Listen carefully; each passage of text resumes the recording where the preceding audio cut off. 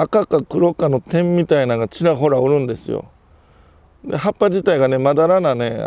色になってるんですよ。緑と黄色がねまだらにね。で今日は水だけ入れてます。かけるイメージとしてね水が入ってます。でこれをしっかり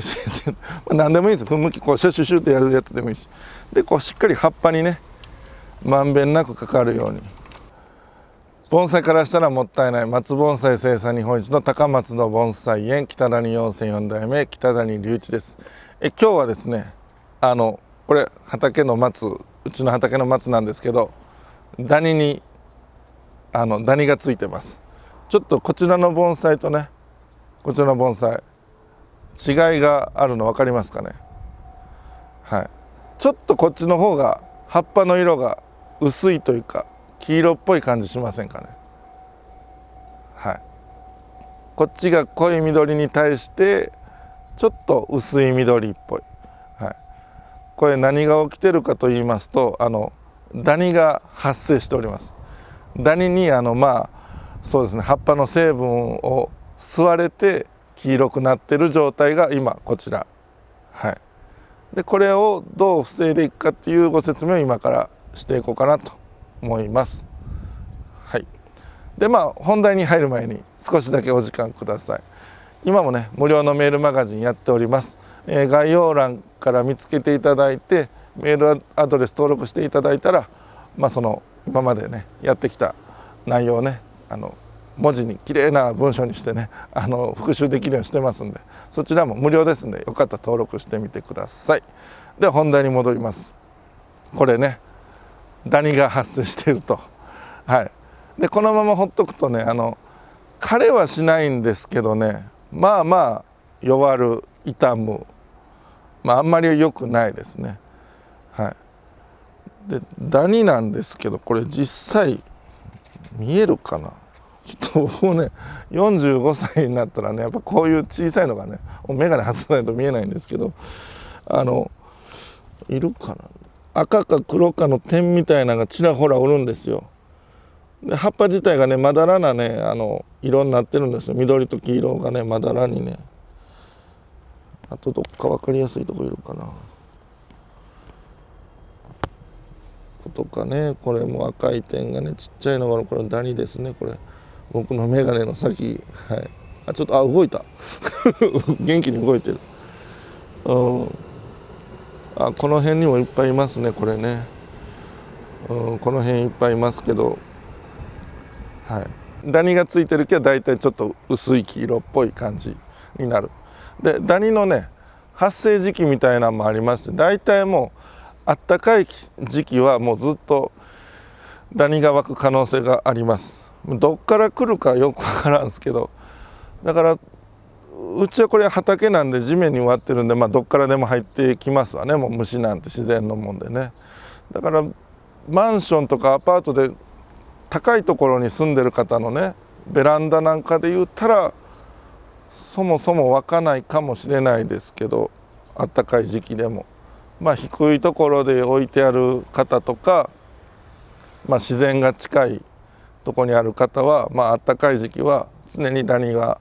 湧く可能性ありますと。でそういうのを予防していく必要があると。でうちは冬にねまた違う薬剤やってダニ湧きにくくしてるんですけど、これは言えないんですけどねいいや基本的には殺ダニ剤っていうのがあるんですね。ちょっとこっち用意したんですけど、これ多分登録されてるはずなんですよ。こんな種類今2つ持ってきてますけど、もう殺ダニ剤いっぱいありますんで、大概なんかダニをこういうやっつける絵とかね、殺ダニ剤ってここ書いてます。こっちもダニ用殺虫剤って書いてますね。ダニエモンってなんか分かりやすいですねでこういうのを決められた倍率裏にねなんかいっぱい注意書きありますね。希釈倍率もちゃんと守ってやりましょうと。はい、ちょっとこれで基本葉っぱにつくんで枝とか幹とかにはあんまりついてないんですけれど、そこもねそこに退避されてたら困るんでダニがでも葉っぱを中心に、さっきの薬を水と混ぜて散布すると。でイメージですね、こういう、手軽な噴霧器、小さい盆栽とか少ない方はこんなんで十分かなと思います。で今日は水だけ入れてます。かけるイメージとしてね、水が入ってます。でこれをしっかりして何でもいいです。噴霧器こうシュシュシュってやるやつでもいいし、でこうしっかり葉っぱにねまんべんなくかかるようにしっかり、これぐらいモサモサしてたら中の方までねかからないんで、そういう場合はしっかり枝剪定してからの方がいいかもわからんですね。でそういう間に合わん人はこうしっかりねもう葉っぱに、で下の方なんかで言うと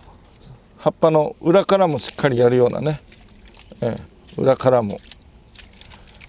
まんべんなく、とにかく上からだけじゃなくてもう横から下からしっかりやって、葉っぱにしっかりかかる。で葉っぱを食べて死ぬ場合もあれば、多分かかって直接死ぬ場合も多分いろんな薬によってあると思うんですけど、もうとにかくどっちにしても葉っぱにはしっかりまんべんなくかけると。今日はこれ水ですよ、ね、だからそんな感じで、散布ですね。じょうろでバチャバチャとかね直接ドボドボみたいなよりかは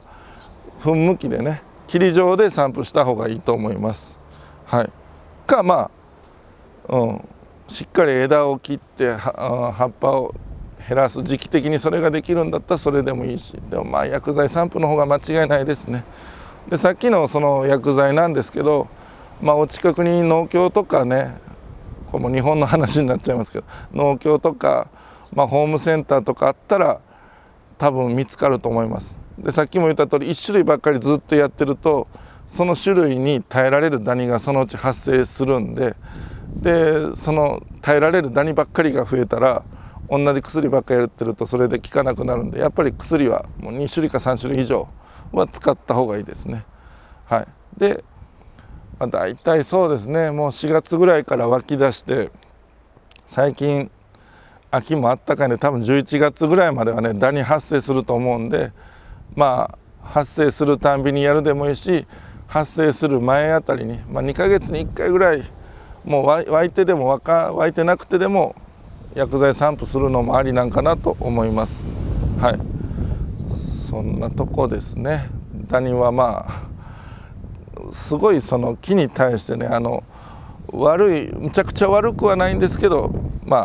よくはないのでしっかり駆除していきましょうというお話でした。はい、本日は以上です。盆栽からしたらもったいない北谷4世4代目北谷隆一でした。チャンネル登録、高評価、メールマガジンもよろしくお願いします。